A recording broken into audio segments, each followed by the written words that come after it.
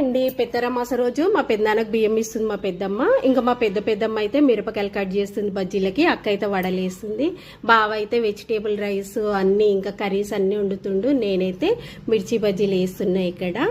ఇంకా అందరం ప్రతి ఒక్కరం ఒక్కొక్క పని చేస్తే ఫాస్ట్గా అయిపోతాయి, టైంకి వంటలు కూడా అయిపోతాయి కదా అని ఇంకా అక్కలు చెల్లెళ్ళు అందరు పూరీలు చేస్తారు, వదినైతే కాలుస్తుంది. ఆల్మోస్ట్ వంటలన్నీ అయిపోయినాయి.